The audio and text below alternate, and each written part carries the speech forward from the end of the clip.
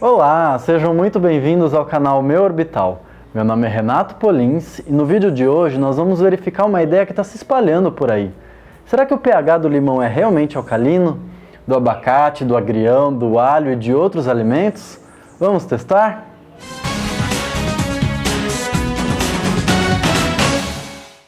Você já viu uma mensagem rolando aí nas redes sociais que diz que o pH de alguns alimentos pode ajudar a combater o coronavírus? Em um dos vídeos que eu gravei aqui no canal, eu mostrei uma mensagem que o meu primo mandou no grupo da nossa família. Vamos dar uma olhada novamente nela? Observe que o pH do coronavírus varia de 5,5 a 8,5. Portanto, tudo o que precisamos fazer para eliminar o vírus é consumir mais alimentos alcalinos acima do nível de acidez do vírus, tais como banana e limão verde, 9,9 pH. Limão amarelo, pH 8,2. Abacate, pH 15,6. Alho, pH 13,2. Manga, pH 8,7. Tangerina, pH 8,5. Abacaxi, pH 12,7. Agrião, pH 22,7. E laranja, pH 9,2. Bom, pessoal, tá rolando aí nas redes que o pH desses alimentos é alcalino. Então resolvi fazer um teste aqui hoje para verificar qual realmente é o pH desses alimentos. Para isso, então, eu selecionei 4 alimentos: o limão, o abacate, o agrião e o alho. Para isso, nós vamos preparar esses alimentos para fazer esse teste. E é muito importante a gente anotar tudo, o modo como a gente vai realizar, para que a gente tenha um controle do experimento, igual eu falei no último vídeo sobre as características da ciência. Inclusive, se você ainda não assistiu esse vídeo, assiste na nossa playlist Começando na Química, e se você ainda não se inscreveu no canal, se inscreve, ativa o sininho para receber as notificações dos próximos vídeos. Para realizar esse teste, eu vou usar esse aparelhinho aqui, que é um medidor de pH, que nós chamamos de pHmetro. O primeiro alimento vai ser o limão, e aí eu vou cortar, vou espremer, até eu obter aqui um líquido numa altura que eu consigo mergulhar o pHmetro e fazer a medida. O agrião, como ele é um sólido, não dá pra gente espremer igual ao limão, então a melhor maneira que eu encontrei foi, a gente vai selecionar algumas folhas, nós vamos pesar, anotar a massa, vamos anotar o volume de água que nós estamos usando e vamos bater no liquidificador para preparar uma solução. Aí dá pra gente colocar no copo e verificar o pH. O alho nós vamos fazer igual ao agrião, nós vamos descascar o alho e pesar a quantidade que a gente utilizar, anotar o volume de água e bater no liquidificador. Para preparar o abacate, eu vou cortar, vou remover a polpa, pesar e aí eu vou dar uma amassada para tentar fazer uma pasta e medir o pH diretamente dele. Vamos então fazer a primeira medida. Eu vou começar pelo limão.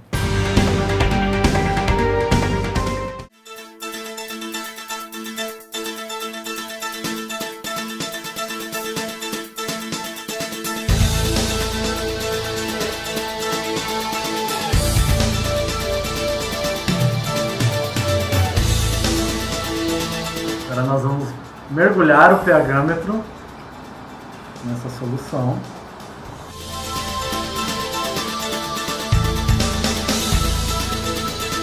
Tcharam! Tá vendo? O pH é 2,2 e não 9,9. Esse pHmetro não é caro de adquirir, você consegue encontrar por menos de R$100 aí na internet. Mas se você não tem um pHmetro, talvez você encontre mais fácil uma fitinha para medir o pH. Ela tem uma tabela de referência e você destaca aqui uma fitinha, mergulha na solução e aí você compara com a tabela para dizer mais ou menos, aproximadamente, qual é o pH. Vamos testar com o limão.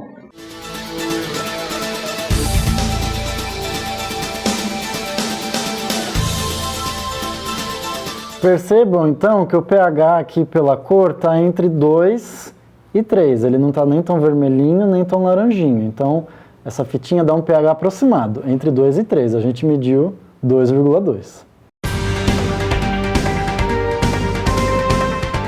Para pesar o agrião, primeiro eu preciso tarar a balança. Então, eu vou adicionar o recipiente na balança, apertar o botão tarar, Ah, ele está zero. Aí eu vou adicionar o agrião aqui dentro e medir a massa dele.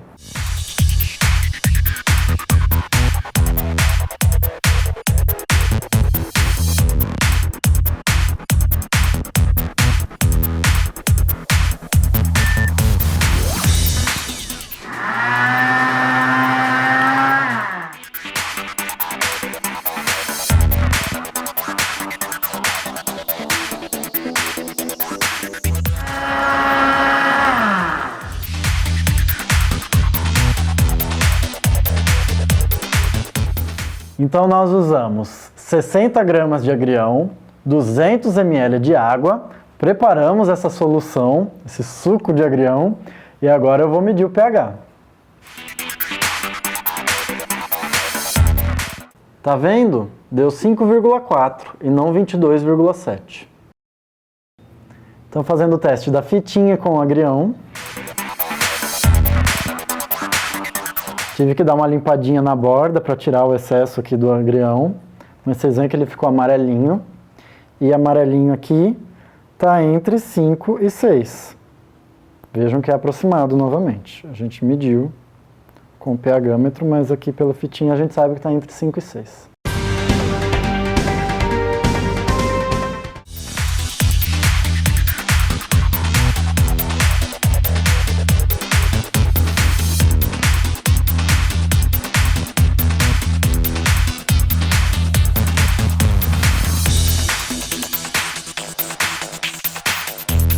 Bom, eu amassei bastante para não precisar diluir e vamos ver se ele vai pegar o pH.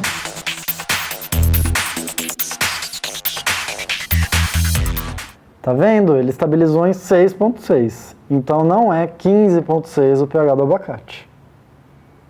Para garantir, eu vou adicionar também 100 ml de água aqui, dar uma mexida e ver como vai ficar o pH.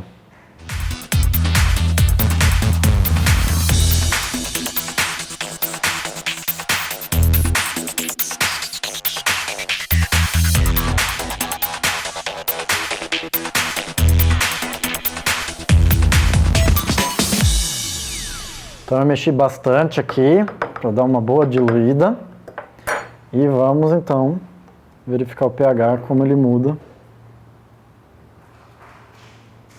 Tá vendo? 6,7. Agora testando com a fitinha, a gente vê que ela fica meio amarelinha, já puxando um pouquinho para o verde, que é entre 6 e 7.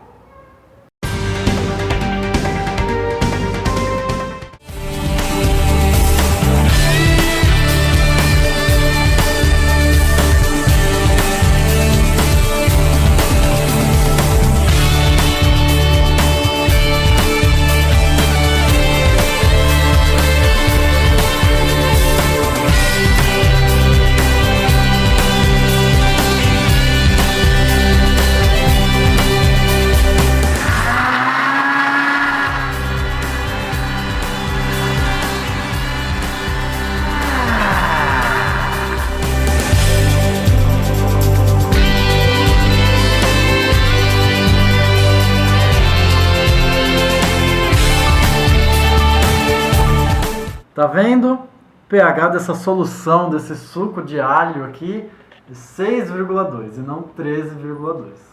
Agora testando com a fitinha.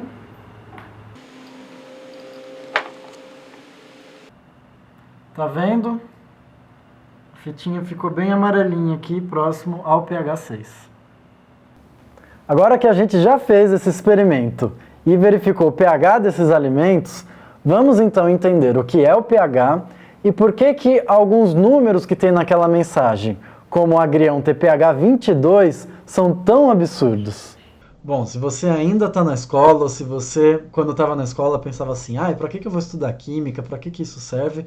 Está aqui um ótimo exemplo de como a gente precisa entender alguns conceitos da química para interpretar algumas situações do nosso cotidiano. Então, agora nesse momento que eu vou começar a teoria, meu objetivo é explicar o que nós fizemos ali no experimento e também dar informações para que vocês consigam interpretar melhor aquela mensagem sobre o coronavírus. Para isso, eu vou voltar em definições básicas da química. Então, se você já tem um conhecimento dessas definições básicas, quiser avançar um pouquinho para a parte que eu falo sobre a importância e aplicação do pH, fique à vontade, porque dali para frente eu vou aprofundar um pouquinho mais e eu vou falar, fazer uma discussão bastante interessante sobre o pH dos alimentos e por que a nutrição considera alguns alimentos como alcalinos. Mas neste momento eu vou voltar em definições básicas, até para aqueles que têm pouco conhecimento sobre a química vão conseguir acompanhar e entender um pouquinho melhor esse conhecimento, esse contexto todo. E vou começar então explicando o que é o pH, né? O pH é um parâmetro muito importante para nós químicos, para nós que trabalhamos com química, porque ele relaciona, ele dá informação sobre a concentração da espécie H+ em solução. Nós estamos interessados nessa espécie aqui, o H+, e nós estamos interessados em saber a concentração dela. Geralmente a gente pensa na concentração molar, que é em mol por litro. É a quantidade de matéria por volume. Quanto que eu tenho de H+ ali nessa solução? Ou então, qual é a concentração de H+ em uma solução? E como que o pH está relacionado a isso? Na verdade, a gente pega essa informação da concentração de H+ e aplica um artifício matemático, uma operação matemática, que é o logaritmo. A gente aplica o logaritmo negativo na concentração de H+, e disso a gente extrai um número que vai servir como um parâmetro para nós, que é o pH. E por que a gente faz isso? Por que a gente não trabalha diretamente com a concentração de H+? Porque normalmente numa solução a gente trabalha com valores muito pequenos, muito quebrados, com muitas casas decimais. E fica mais difícil trabalhar assim, né? A gente pode trabalhar com números como esse aqui, ó, né? Que a gente tem 1, 2, 3, 4, 5 casas decimais, por exemplo. A gente pode tentar converter esse número em notação científica, mas ainda assim é meio ruim trabalhar, né? Se eu aplicar o menos log, eu transformo esses números nesse número aqui, ó, 5. É muito melhor trabalhar com o número 5 do que com esses aqui, concordo? É por isso que a gente usa o pH. A gente consegue trabalhar dentro de uma escala que normalmente varia de 0 a 14, facilitando a nossa vida. Então é por isso que o Brown colocou aqui no livro dele, ó, Química, Ciência Central, que é por conveniência que, em geral, a gente usa, ao invés de usar concentração de H+, a gente usa em termos de pH. E aqui eu gostaria de fazer uma observação que a gente está trabalhando com uma notação simplificada. Se a gente se aprofundar um pouquinho mais no conhecimento da química, né, a gente vê que a gente pode usar a notação na realidade, pensando essa espécie como H3 ou a mais, e ao invés de trabalhar com a concentração, o mais correto seria uma medida da atividade destes íons em solução. Mas, para esse momento inicial, para uma definição inicial, a gente vai trabalhar com essa definição simplificada que atende o que a gente precisa para entender isso tudo. Apresentei para vocês a notação formal, a notação matemática do que é o pH. Mas a gente pode olhar para ele como um parâmetro que define para nós uma medida quantitativa de acidez ou de basicidade. A gente pode classificar substâncias em ácidos ou bases, ou neutras. Mas isso é uma atribuição que a gente faz de maneira qualitativa. Né? Se a gente tiver duas substâncias e as duas forem ácidas, a gente não está dizendo qual é mais ácido que a outra ou quanto uma substância é ácida. E o pH é um parâmetro que vai dizer para nós o quanto aquela substância é ácida ou quanto ela é mais ácida que a outra. Ela dá esse parâmetro de acidez ou de basicidade nesses termos quantitativos, usando uma escala de referência que normalmente varia de 0 a 14. Por que saber a concentração de H+ é importante? Por que ela está relacionada? Qual que é a relação disso com ácido-base? Isso vem da definição, né? Se a gente for olhar para a definição de Arrhenius, que é um primeiro modelo, uma primeira definição para o que é um ácido, uma base, a gente vai ver que um ácido é uma substância que libera H+ em solução. Por exemplo, a gente tem o HCl, o ácido clorídrico, muito conhecido. Se a gente adiciona essa substância em água, a gente tem a liberação dessa espécie, H+, em solução. E também Cl-. Então você percebe que se um ácido é uma substância que libera H+ em solução, então quanto mais H+ ele liberar em solução, mais ácido vai ser aquela solução, concorda? Então por isso que essa espécie é importante para nós, por isso que a gente está interessado em saber a concentração dela e a gente consegue relacionar com uma medida de acidez. A quantidade de H+ está relacionado com a quantidade de OH-, a gente vai ver no próximo slide. Mas a gente vê que a definição de base é uma substância que libera OH- em uma solução aquosa.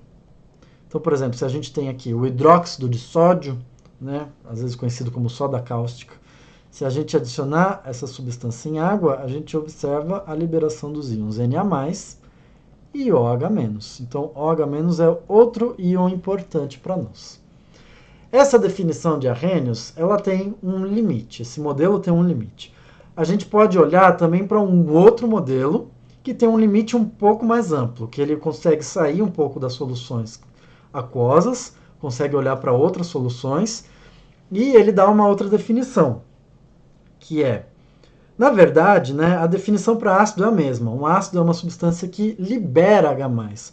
Só que a gente vai pensar que esse ácido libera H+ para uma outra espécie. E a espécie que vai receber o H+, nós vamos chamar de base. Por exemplo, aqui, ó, esse ácido que eu coloquei ali como exemplo é o ácido acético. E aqui nessa notação a gente vai colocar ele reagindo com a água, porque o ácido tem que liberar o H+ para alguém. Então ele libera esse H+ para a água, e a água então, recebendo o H+, ela se comporta como base, e aí se torna a espécie H3O+. E libera também, deixando ali o íon acetato. Percebem então que a gente está falando aqui o H+ e do H3O+. Na verdade, são duas maneiras de tentar dizer a mesma coisa, né? A gente está falando aqui do H+ em solução aquosa ou do H3O+. A gente está pensando que uma molécula recebeu esse H+, mas muitas vezes a gente também fala em próton, né? Por que a gente fala em próton como sinônimo? Porque o que é um hidrogênio? Um átomo de hidrogênio. O átomo de hidrogênio tem um próton no núcleo e ele tem um elétron na eletrosfera. E o que é este íon H+? Este íon H+ é este átomo de hidrogênio que perdeu esse elétron. O que ficou? Somente o próton. Por isso que H+ é sinônimo de próton. E quando uma substância está liberando H+ no meio, ela está liberando prótons, né? Cuidado para não achar que é um próton que veio do núcleo de algum outro átomo, né? Porque isso seria um processo nuclear, envolveria aí uma bomba atômica, sei lá, algo nesse sentido, muita energia. Nós não estamos falando que esse próton se desprendeu, mas era um átomo que estava ligado ali numa molécula, um átomo de hidrogênio que perdeu o elétron, ficou só o próton. E eu liberei ali o próton no meio. É interessante ter essa visão, porque uma substância ácida, ela está jogando muitas cargas positivas ali, né, no meio. Claro que essas cargas positivas, elas são contrabalanceadas por cargas negativas, como a gente vê aqui nas equações, né, o cloreto, né, aqui o cloreto, o acetato. Mas, ao mesmo tempo, essa espécie H+, ela é bastante reativa, né, porque ela quer se neutralizar, ela não tende a ficar como H+, né. Se ela encontra uma oportunidade de se neutralizar, de reagir, ela vai reagir. Então, essa espécie, em contato com outras substâncias que podem neutralizá-la, ela vai reagir. Então, é uma espécie bastante reativa. Ácidos e bases são espécies bastante reativas. Então, aqui, só passando rapidamente por esses dois modelos, existem outros modelos de ácido e base, existe o modelo de Lewis, existe a definição de Pearson, existem outras definições, mas essas são as duas que importam para nós agora, e esse entendimento sobre os prótons em solução, sobre o H+, e como isso está relacionado com a acidez e a concentração de H+. Entendendo isso, vamos tentar entender um pouquinho melhor como foi definida a escala de pH. Né? Para isso, a gente tem que ter uma ideia de que a escala de pH foi criada para uma solução aquosa, em que a água é o solvente. Então a água é a nossa referência. Se a água é a nossa referência, a água vai ser a substância que a gente vai chamar de neutra. Então imagina só que eu tenho um copo de água pura aqui, que eu só tenho moléculas de água. Este líquido vai ser neutro, ele vai ser uma substância neutra para nós. E qual vai ser o pH? Para eu saber qual vai ser o pH, toda vez que eu quero descobrir o pH, eu tenho que relacionar ou eu tenho que me perguntar qual é a concentração de H+. Essa é a minha pergunta. Toda vez que eu quero saber o pH, eu tenho que perguntar quanto tem de H+ ali dentro, qual é a concentração de H+. E para isso, vamos entender o que acontece com essas moléculas. Se eu tenho aí o líquido, a água, ela tem várias moléculas de água.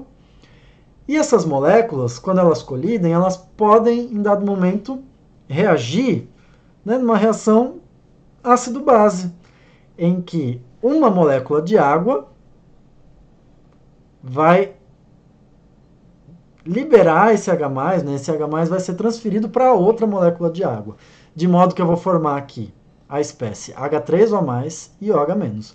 E é interessante que para cada molécula que se choca com outra molécula, então uma molécula se choca com outra, forma uma espécie H3O+, e uma OH- na mesma proporção. Então, neste líquido, na água, existem íons H+ e OH-, e eles existem na mesma quantidade. Só que eles existem em uma quantidade muito pequenininha. Quem vai mostrar isso para nós é a constante de equilíbrio. Vocês lembram como é que define a expressão da constante de equilíbrio?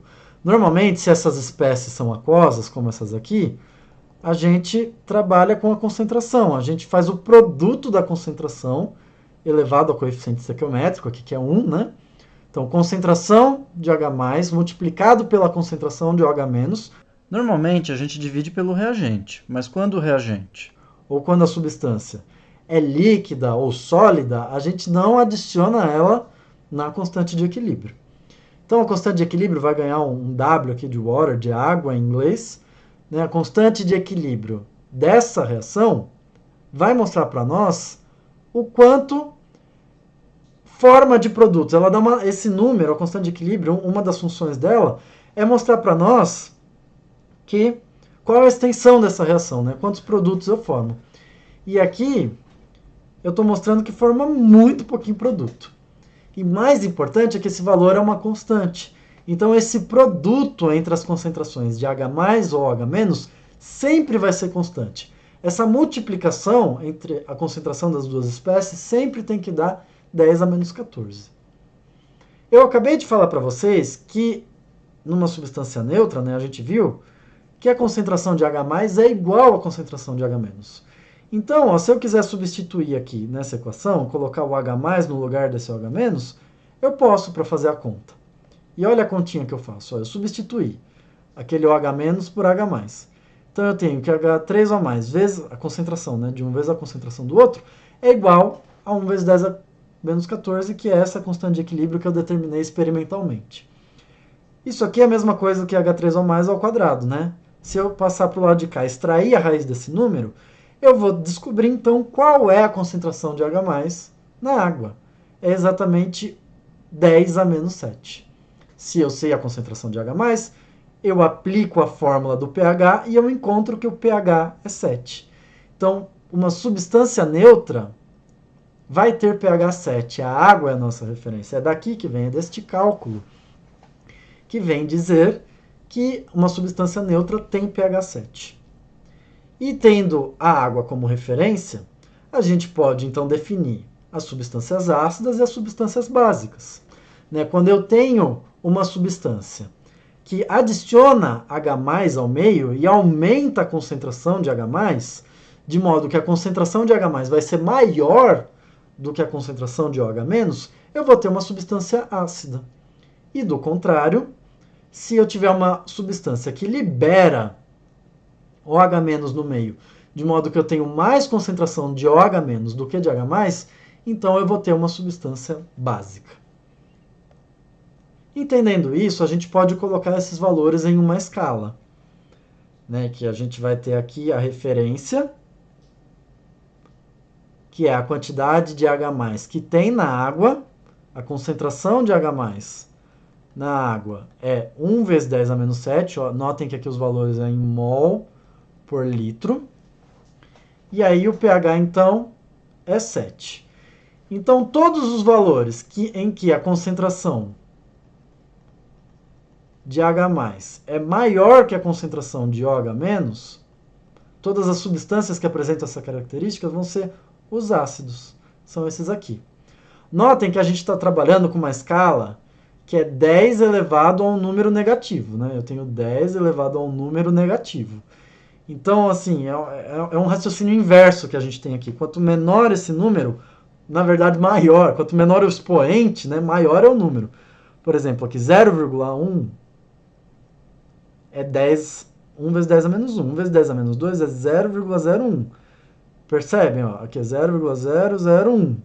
Então, vocês percebem que este número aqui é maior?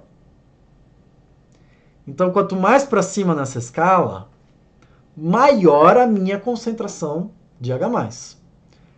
E aí, quando a gente aplica o menos log, percebam que o pH vai ficando menor.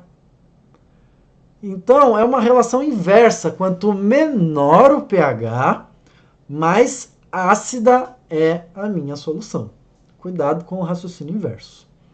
E percebam também que a concentração de H+ está relacionada com a concentração de H-, porque o produto, ó, tem que se manter 1 vezes 10 a menos 14.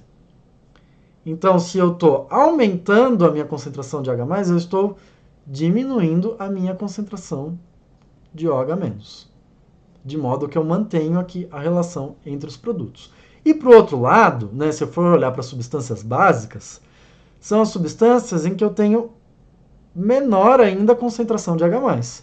Então, se a minha concentração de H+ é menor, a minha concentração de OH- aumenta.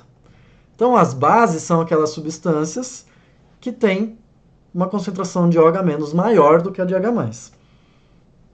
E aí vocês percebam que o pH vai aumentando. Quanto maior o pH, mais básica é a minha solução. E percebam que quanto mais básica, menos ácida.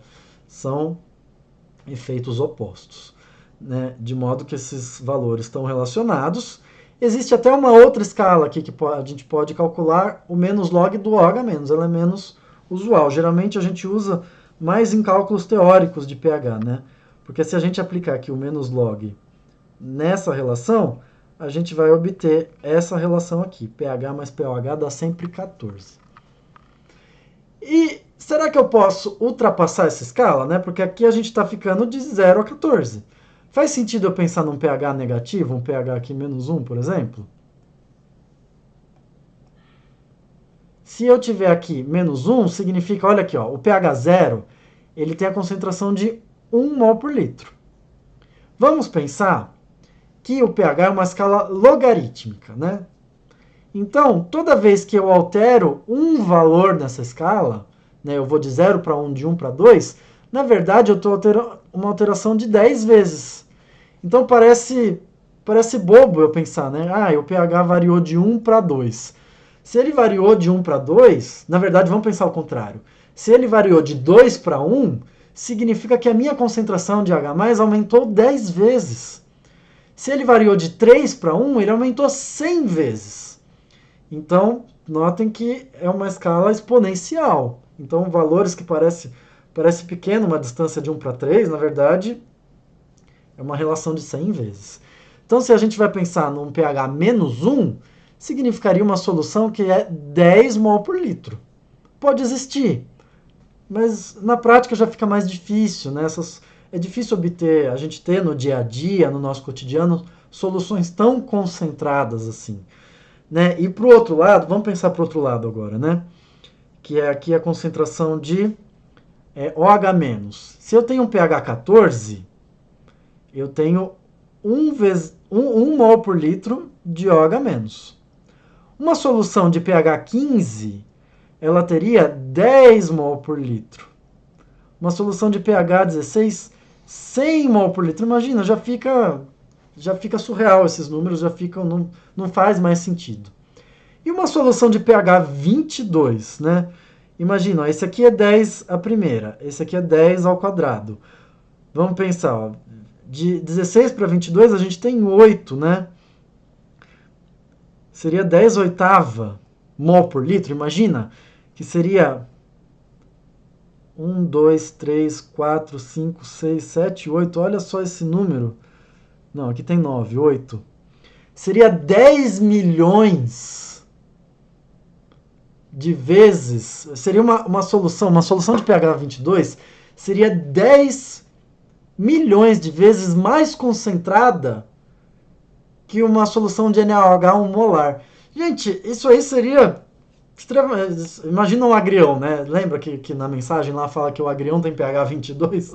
A gente ia usar esse agrião para desentupir pia, ele ia, né, derreter a pia, ele ia acabar com a sua casa, né? Não faz o menor sentido. Imagina com o seu estômago. Então, assim, parece bobo pensar, é pH 22, é um pouco mais que 14. Gente, é surreal, não faz sentido nenhum. É absurdo pensar em um pH 22. Quando a gente começa a estudar, entender, a gente começa a perceber o como isso é absurdo, né? Então, são essas reflexões que eu gostaria de fazer dentro dessa escala. Por isso que normalmente, né, ela fica dentro de 0 a 14, por conta dessa relação, e por ser valores que estão dentro também de concentrações que fazem parte do nosso cotidiano, concentrações que a gente trabalha. E da onde que veio essa escala, né? Quem propôs essa escala, quem propôs esses valores? Né, foi esse cientista, Sorensen, não sei se é assim que fala o nome dele, por causa dessa letrinha aí, mas em 1909 ele apresentou, porque ele estava trabalhando em um laboratório em que ele tinha que fazer o controle de qualidade de cervejas. Se você ainda não assistiu o meu último vídeo, volta lá e assiste, que eu falo que a ciência, né, e o conhecimento científico muitas vezes é resultado da resolução de problemas. Então, olha que exemplo desse conceito. Esse cientista estava trabalhando com o controle de qualidade de cervejas e ele estava investigando como alguns íons interferem nesse controle de qualidade ou na qualidade da cerveja. E ele percebeu que o íon específico, o íon H+, era um íon importante, né? E que se ele não controlasse a concentração de H+, eu poderia ter um problema aí na qualidade da minha cerveja. Então, como eles tinham que trabalhar com esses valores, né, e controlar essa concentração, ele propôs, ao invés de trabalhar com esses valores, trabalhar com essa escala. Então, percebe que esse foi um conhecimento que nasceu aí da resolução de um problema de algo prático. Entendido agora, né, o que é um ácido, o que é uma base, qual que é a relação disso com H+, o que é o pH, vamos entender um pouquinho melhor como a gente pode medir o pH de uma solução. A gente viu aí no nosso experimento, né? Mas existem outras informações que eu quero mostrar para vocês aqui, como os indicadores de pH. Os indicadores de pH são soluções de algumas substâncias que mudam de cor dependendo da acidez do meio. Por quê? Porque são substâncias que elas podem, por exemplo, aqui nesse caso, essa substância aqui pode perder o H+ dela, dependendo da concentração. E aí ela se torna, essa outra substância sem o H+, ela libera o H+ para o meio. E aí vamos supor que eu estou no meio muito ácido. Se a concentração de H+ é elevada, este equilíbrio aqui desloca para lá. Então eu tenho mais dessa espécie que tem essa coloração, na verdade, incolor. Agora, se a concentração de H+ começa a diminuir, em dado ponto essa espécie predomina, essa espécie ela apresenta coloração rosa. Então, em dada faixa de acidez, a substância muda de cor. Então, os indicadores de pH são substâncias que a gente pode adicionar na minha solução para ter uma estimativa, para ter uma noção de qual é o pH daquela solução. Porque dependendo do pH aqui, elas apresentam uma coloração diferente. Esta aqui, ó, é a fenolftaleína, muito conhecida, que é incolor em meio ácido e rosa. Na verdade, quando a gente fala meio ácido, ó, na verdade, assim, até meio um pouquinho básico, ela ainda é incolor. pH 8. pH acima de 8, começa a transição e ela se torna rosa. Até o pH 10. Nesse intervalo, ela está em transição de cores. Então, em valores abaixo de pH 8, ela apresenta uma coloração. Né? Se a gente quer uma substância neutra, né, em pH 7 ter uma referência neutra, o azul de bromotimol é um indicador aqui que fica bem no meio, né? E que separa melhor ácido de base. Mas a gente pode usar uma lista aqui ó, de indicadores para ter uma estimativa de qual é o pH. A gente tem o repolho roxo também, um extrato de repolho roxo, ele é bastante sensível, né? Em várias faixas de pH ele apresenta diversas colorações. E a gente pode ter outras substâncias mais sensíveis e preparar uma tira de papel, né? A gente chama, por exemplo, esse aqui de papel de tornassol, que ele fica. É um papel que ele pode ser inicialmente ou rosinha, que meio vermelho, ou azul, né? E aí se eu coloco em uma solução ácida, esse aqui permanece vermelho, esse aqui se torna vermelho, né? Ou em solução básica eles mudam para azul. Então o papel tornassol, esse azul e vermelho, ele pode me dizer se a substância é ácida ou básica, ele é bastante qualitativo. E esse aqui foi o que eu utilizei no nosso experimento. Ele pode dar uma estimativa, ainda é um valor aproximado porque depende do nosso olho, né? E às vezes a gente pode confundir um pouquinho. Aqui é meio amarelinho, do 5 por 6 por 7, a gente pode ficar meio em dúvida, mas inicialmente ele é amarelo. E a gente pode, adicionando esse papel na solução, ter uma estimativa, uma noção de quanto é o pH.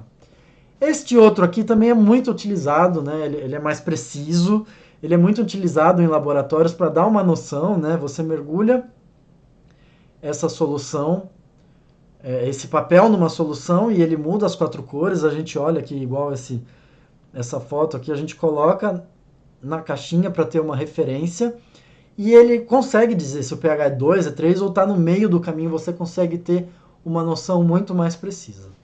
Mas melhor do que isso é usar equipamentos, né? Equipamentos que são preparados, né? Que tem aí na estrutura deles, né? Um sensor aqui, um bulbo, que ele consegue dar uma medida muito mais precisa para nós. Então, nada como algo digital que mostra aqui no leitor um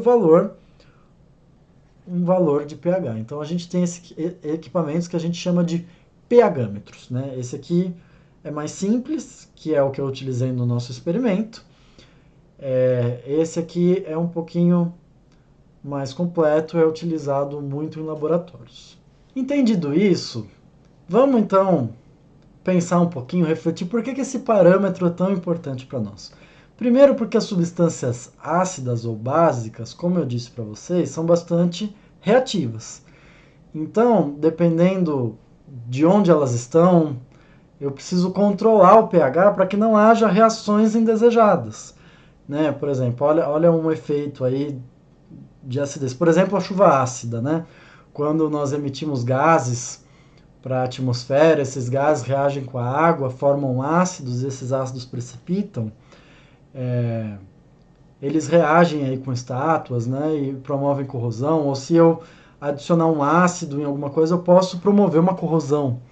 Então, dependendo do meio onde eu estou, eu tenho que ficar atento em qual é o pH e se esse pH não está ácido. Uma chuva com pH ácido pode corroer aí muitas coisas, né? E essa água pode cair em ambientes aquáticos, vou falar sobre eles. Um outro parâmetro importante é a solubilidade, porque dependendo da concentração de H+, ou de OH- na minha solução, você pode alterar a solubilidade de uma substância. Então, de repente, uma substância pode ser solúvel em dado pH, e em outro valor de pH ela pode deixar de ser solúvel. Então, às vezes, você controlar o pH do meio, você evita uma precipitação de uma substância, por exemplo. Né?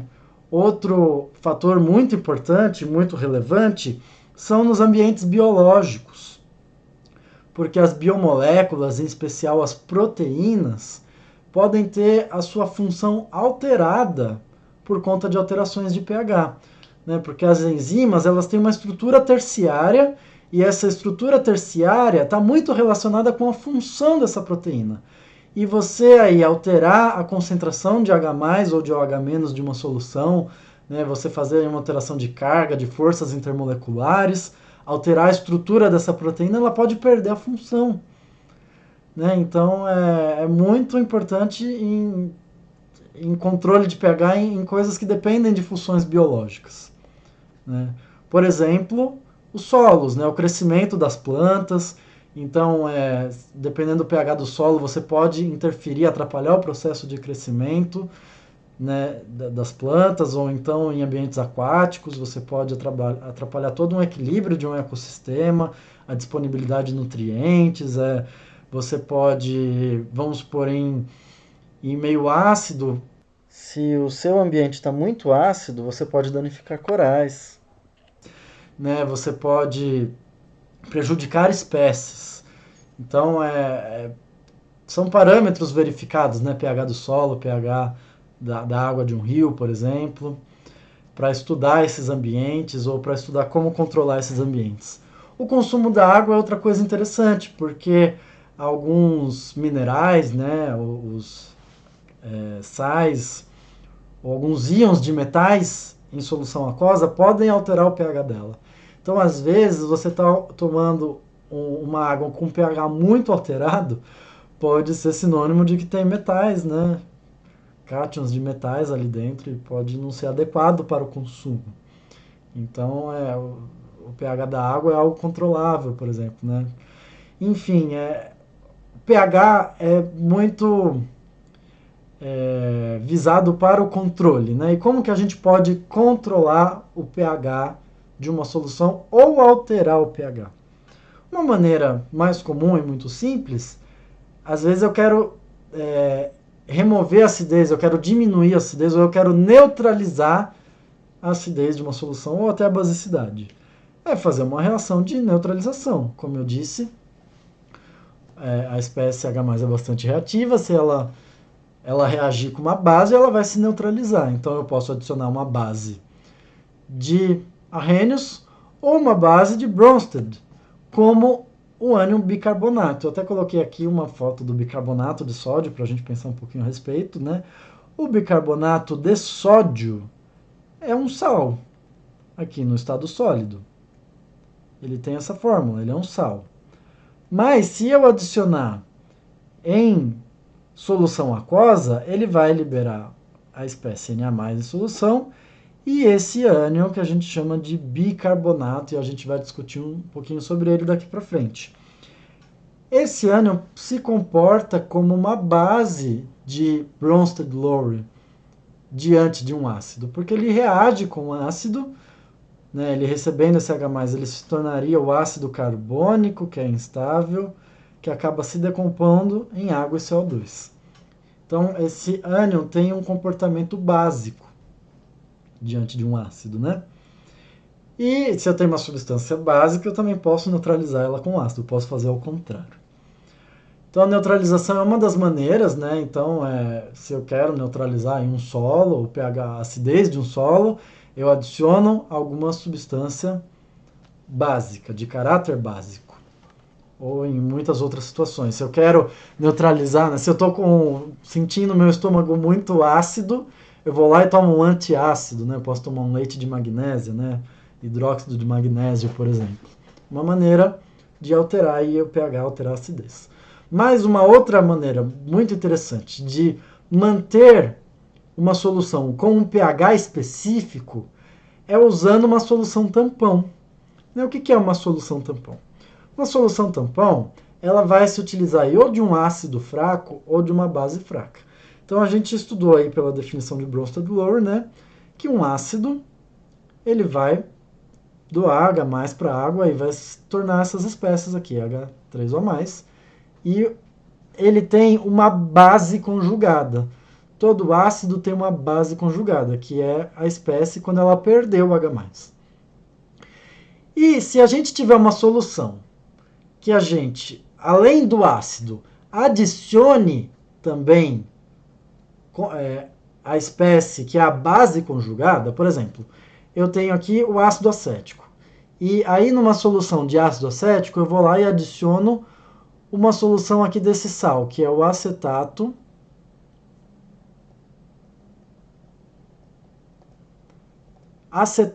de sódio.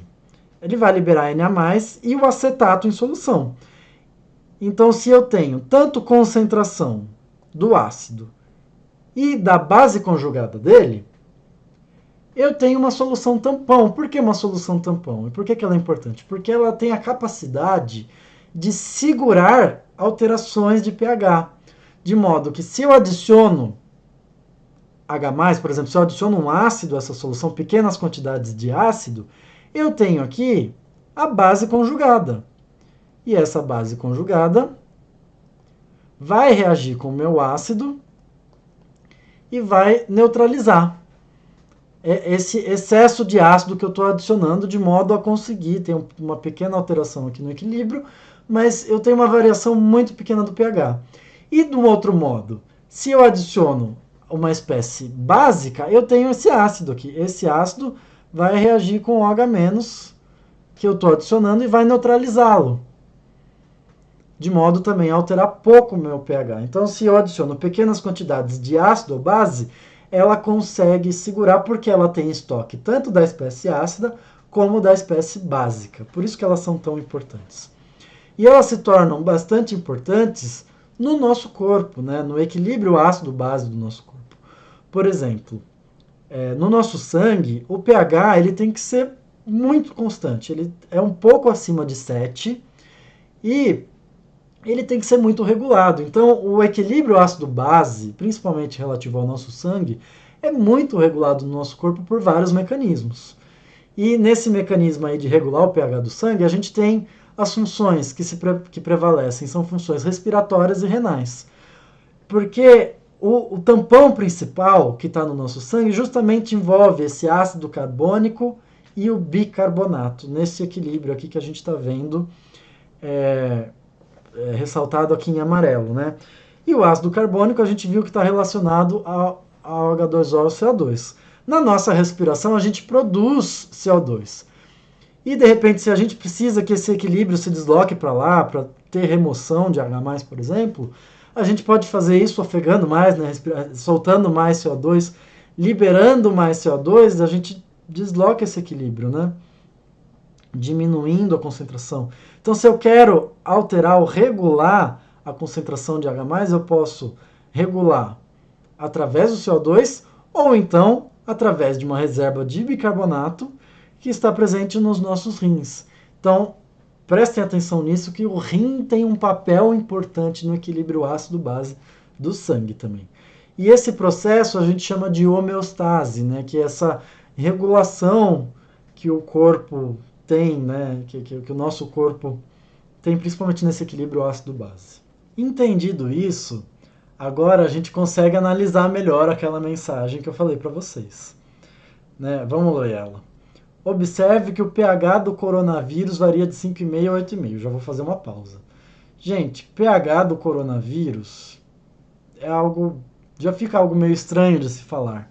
Porque até agora vocês perceberam que eu falei em pH de soluções aquosas, né? A água é a referência para nós, né? Uma solução aquosa é uma referência para nós, e a gente mede pH de soluções aquosas. É por isso que... como é que eu ia determinar o pH do alho? Eu ia pegar aquele aparelhinho e colocar em cima do alho? Entende? Que não faz sentido calcular um pH de um sólido, por exemplo. Para eu poder fazer isso, eu precisaria preparar uma solução aquosa dele, e aí eu estou medindo o pH daquela solução, de como aquele sólido ou aquelas substâncias se comportam em água. Então, assim, quando a gente fala, por exemplo, pH do estômago, na verdade a gente está referindo ao pH do suco gástrico. Então, o pH do coronavírus é um parâmetro estranho para nós, ele não casa muito bem. Eu poderia falar o pH de algum compartimento do coronavírus, né? Do líquido intracelular, não sei. Mas pH do coronavírus já tem que tomar cuidado o modo ao que a gente está querendo se referir. O que é esse pH do coronavírus exatamente, né? E ele não é um parâmetro assim que eu acredito que seja importante. Não sou biólogo ou médico para dizer isso, mas me soa já muito estranho falar em pH do coronavírus. Mas enfim, olha só, ele varia de 5,5 a 8,5. Então, se isso aqui fosse verdade, né, o que essa mensagem diz, então se a gente tem um pH neutro 7, o coronavírus podia ser tanto ácido como básico, né? Ele varia em torno de um pH neutro, mas teria características ácidas e básicas. Outra coisa estranha. Mas olha só o que ele diz. Tudo o que precisamos fazer para eliminar o vírus é consumir mais alimentos alcalinos acima do nível de acidez do vírus. Né? Querendo dizer que o pH tinha que ser acima de 8,5 aqui. Mas como que isso ia neutralizar? Que estranho, né? Porque se o vírus estiver nessa faixa de 7 a 8,5, como que algo alcalino ia neutralizar algo que já é alcalino? Tá vendo como essa mensagem ela tem vários erros, várias coisas que não fazem sentido para nós, assim, quimicamente falando? E agora, então, depois da explicação que eu dei para vocês já percebem aqui, ó, tudo bem, aqui tá dentro, 9,9, mas olha só, 15,7, a gente já viu que isso aqui seria mais concentrado, né, que teria ter uma concentração de mais de 10 mol por litro aí, e o agrião pH 22 foi o que eu falei para vocês, o quanto isso é absurdo. Seria, quanto que a gente calculou? 10 milhões de vezes mais concentrado que uma solução de hidróxido de sódio a 1 mol por litro. Então, isso é algo surreal, que não existe, absurdo. Percebem o quanto isso é absurdo. E um outro problema dessa mensagem é falar de alimentos alcalinos se a gente verificou o pH deles. A gente não verificou o pH do limão, do abacate, do alho. Está falando aqui que eles são alcalinos. Mas olha, a gente fez um experimento. A gente determinou aqui que o pH do limão é 2,2, que o pH do agrião é 5,4, do abacate 6,6. Estranho, né? E aí ela está definindo esses alimentos como alcalinos. E aí tem um sentido por trás disso, que agora eu vou trazer até uma novidade para algumas pessoas, porque muitos químicos discutem isso e não chegam a uma conclusão, e até hoje eu não encontrei um material legal, um vídeo, alguma informação que explica da onde que vem essa ideia. Por que se diz que o pH desses alimentos é alcalino, se na verdade a gente está vendo, todo mundo sabe que o limão é ácido, não preciso fazer um experimento para dizer que o limão é ácido, né?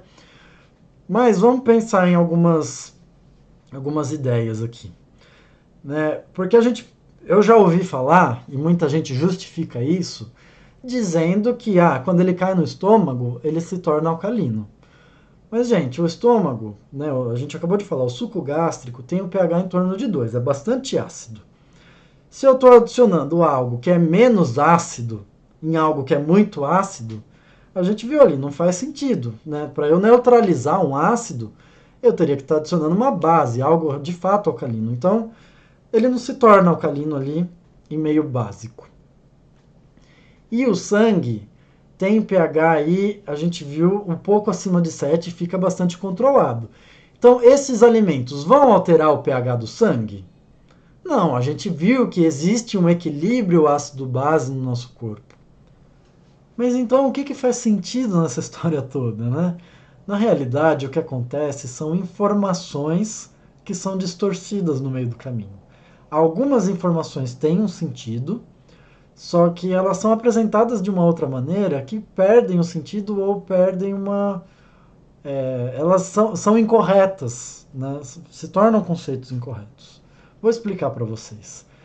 O que acontece é que os nutrientes desses alimentos, eles passam pela digestão e geram subprodutos. E são esses subprodutos que têm um potencial de alterar ou de afetar o equilíbrio ácido-base do nosso organismo. E isso que requer do nosso corpo esses mecanismos de regulação que vão manter o pH sanguíneo constante. Só que o que acontece? Por conta dessa regulação, existe essa alteração é verificada no pH no rim. Né? Ele altera a carga ácida renal. E uma evidência disso se dá através do pH da urina. Né? Existem diversos estudos como esse aqui, que eu me baseei em uma revista importante para nutrição, de que, de acordo com a dieta, que eles chamam de ácido base, de acordo com alterações na dieta, são observadas alterações no pH da urina. E isso vem de uma ideia, de um conceito da nutrição que classifica certos nutrientes como ácidos ou alcalinos. Quimicamente, é uma nomenclatura incorreta, porque a gente acabou de verificar nesse experimento que o limão e outros alimentos não são alcalinos, né? O pH destes alimentos é ácido, então não é correto chamar o limão de um alimento alcalino. Mas a ideia de ácido alcalino não vem do pH da substância, mas do efeito que ele gera sobre o nosso corpo. Né? Então, talvez uma melhor classificação seria acidificante ou alcalinizante. Por quê? Eu vou usar um exemplo dentro desses alimentos, porque cada alimento, né, possui diferentes nutrientes e cada nutriente passa por diferentes reações nos mecanismos de metabolização. Eu vou pegar um exemplo que são dos alimentos ricos em proteínas, que estão nessa categoria ácida. Eles são ricos em aminoácidos que principalmente contêm enxofre. E esse enxofre, na metabolização, se converte em sulfato. E aí é um problema, né? Porque quando a gente tem esses ânions, e não são só esses, dentro desses alimentos a gente também tem cloreto, tem outros ânions que são produzidos, são cargas negativas que precisam ser balanceadas, e o balanceamento dessas cargas estimula a produção de ácido no nosso corpo. E aí, então, que vem a conclusão, que esses alimentos são acidificantes, porque eles produzem ou estimulam a produção de uma carga ácida sobre o nosso organismo. E aí, por outro lado, os alimentos que eu vou chamar aqui de alcalinizantes, eles são ricos, principalmente em minerais, mas eles também possuem, né, a gente viu, eles são ácidos porque possuem ácidos fracos. Então, ácidos fracos e cátions inorgânicos são muito comuns nesses alimentos. Então, aqui a gente tem vou tentar explicar de uma maneira muito simples, né? Esses cátions podem contrabalancear esses ânions. Então, quando a gente ingere alimentos, né, e a gente está jogando uma carga de ânions no nosso corpo, se a gente está balanceando com essa classificação de alimentos que geram esses minerais, não há produção de ácido. Ou então os ácidos fracos, né, se eles são neutralizados, porque o pH do nosso sangue é neutro, a gente sabe que ácidos fracos, quando são neutralizados, né, eles geram ânions que sofrem hidrólise. Então, se eu estou num meio neutro, é igual uma titulação, sabe? Quando a gente faz uma titulação de ácido fraco, o ponto de viragem que deveria ser neutro, ele se torna básico, né? Então, a hidrólise desses ânions gera íons OH-, gera uma carga alcalina que pode neutralizar aqui essa produção de ácido. Então, nesse sentido, vocês percebem que tem aí um equilíbrio ácido-base em que os alimentos que estão nessa categoria aqui, que eles chamam de ácido, eles geram uma carga ácida, e esses alimentos que estão nessa categoria aqui, os subprodutos deles, eles balanceiam, não sei nem se é a melhor palavra dizer que eles geram uma carga alcalina, mas eles balanceiam ou evitam essa carga ácida. Então, percebe como essas informações vão sendo distorcidas a ponto de chamar o limão de alcalino? E aí, você pega essa informação, já que o limão é um pH alcalino, não sei quem teve a ideia de atribuir um valor de pH a isso, e aí falou que o limão tem pH 9, e aí outra pessoa vai lá e fala que ele combate o coronavírus. As informações vão se distorcendo, mas é importante a gente pegar os conceitos científicos corretos, né? E aí, através desse estudo, por exemplo, em diversos outros estudos, né, a gente pode ver que esses alimentos que são classificados nessa categoria aqui, eles recebem, né, de acordo com a alteração do pH urinário, uns cálculos que eles fazem lá por estimativa, eles recebem uma classificação nesse índice PRAL, né, que é um índice da nutrição, que tem a ver com carga ácida renal potencial, é o nome dele, a sigla no inglês. E aí os alimentos que diminuem a carga ácida, portanto seriam alcalinos, né? Ou seja, aumentam o pH da urina, tornam ela mais básica, eles são negativos, eles recebem um índice PRAL negativo. E, por outro lado, esses outros alimentos estão do lado de lá porque no fim o resultado é produzir um pH mais ácido, né? Então isso se reflete em um índice PRAL positivo. O índice PRAL não é o único, esses mecanismos que eu mostrei não são únicos, está muito simplificado, isso aqui é muito mais complexo do que o modo como eu estou mostrando, mas é só para dar uma ideia para vocês de onde vem esse assunto, que existe um sentido, né? A gente, como químico, vai criticar o fato de chamar esse alimento como alcalino, mas existe algo por trás disso que está distorcida essa informação e é importante relacionar, né, da onde elas vêm. E aqui eu me limitei a tentar explicar os conceitos químicos por trás disso e o que é errado, o que é certo dentro da química, para que a gente possa entender no geral essa mensagem.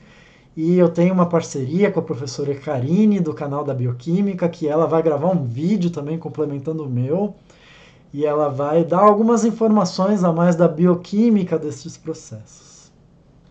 Se vocês quiserem mais informações sobre esse assunto, né, se vocês quiserem aprender mais sobre pH, procurem livros de química, mas se vocês querem mais informações específicas sobre o pH dos alimentos, esse equilíbrio ácido-base, essa classificação em alcalinos e ácidos, procurem essas referências que eu estou indicando aqui, né?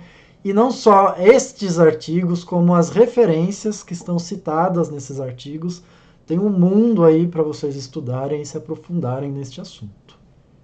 Bom, pessoal, então para terminar o meu vídeo, eu gostaria de voltar nessa mensagem e refletir um pouquinho sobre o que eu falei nos últimos vídeos do canal, em que eu estou mostrando o que é a ciência e pontos muito importantes sobre a ciência. E desde o primeiro vídeo dessa série, eu venho mostrando para vocês que, falando sobre o senso comum, falando sobre a produção da ciência, e eu tinha citado essa mensagem e falei que em um momento eu ia explicar por que apesar dela parecer assim inocente, né, parecer que ela tem uma boa intenção, porque estimula a gente a consumir frutas, o problema é se basear nessas informações que não são científicas, que não têm fundamento científico, e a partir disso deixar de seguir informações e orientações que de fato possuem uma fundamentação científica. Porque o que acontece? As pessoas se apegam a essa mensagem que recebem no WhatsApp e aí acreditam que estão protegidas consumindo frutas e alimentos saudáveis, que é só elas consumirem esses alimentos e outros medicamentos, né, talvez vitamina C e outras coisas que aumentem a resistência do nosso organismo, e elas acreditem que isso é suficiente para estar protegido contra a Covid. Isso não é uma realidade, quando na verdade os estudos indicam, né, que a gente precisa de isolamento social, não fazer aglomerações, o uso de máscara correto, tomar vacina para a gente conseguir sair desse momento que a gente está vivendo, enquanto a gente está gravando esse vídeo.